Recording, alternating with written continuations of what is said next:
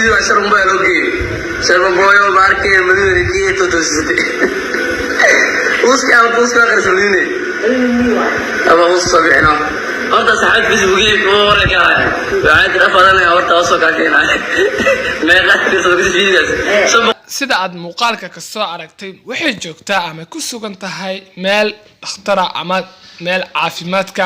waana just in sida wiilka ama qofkii kilibka duubaya muuqaalkaas in ay just ahaan u socotay in ay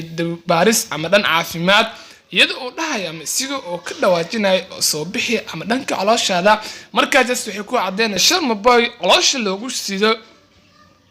ubadkaas oo wuxuu noqon doona ama wixii de just oo noqon doona aan la wada ogeyn ama just iyaga ay wada og yihiin sababtay tahay sanadkan ama waqtiyadan dambe waa la horumaray ama nolol ahaan ama wax walba ha noqotee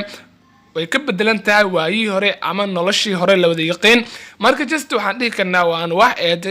qof shakhsiyadiisa ahaantiisa ama qofkii fanaan ahaantiisa ha noqday noloshiisa ka bedelayso wax badan in ubadkaaga ama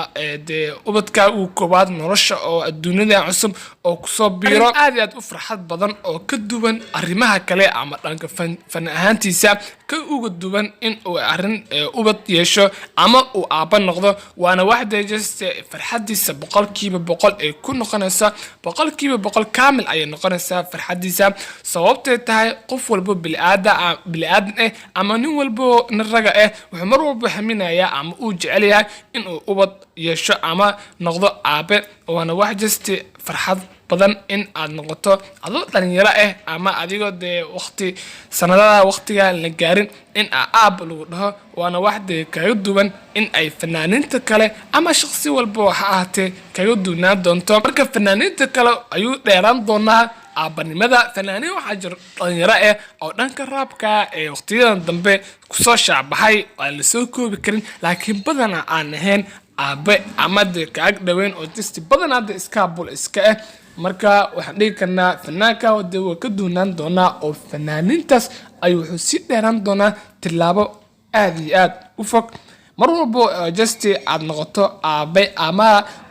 wax farxad ku galiya ama ubad ay yeelato noloshaada shakhsi ahaan ama noloshaada isbedel fara badan ayaa dareemaysaa in ay mas'uuliyad ku saaran tahay waana waxde mar walba noloshaada horumarkeeda ama noloshaada qoyskeeda farxad fara badan ay u noqonayso mar walbana aadina dhiirigelin ay ku noqonayso oo mar walba ubadkaaga in uu garabkaaga taagnaado oo ku dhiirigeliyo oo mar walba aad jabto oo aad iyo aad ku garab istaago marka waxaan dhigi karnaa fanaanka waa just isaga oo wadankiisa ka maqan ama isagoo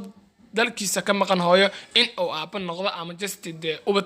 dunida uu soo biro waa wax de just si ahaantiisa ama team ahaantiisa ama taageerayaashiisa dhanka fanka xiiseeya ay aad ugu farxi doonaan ama shakhsiyadiisa in badan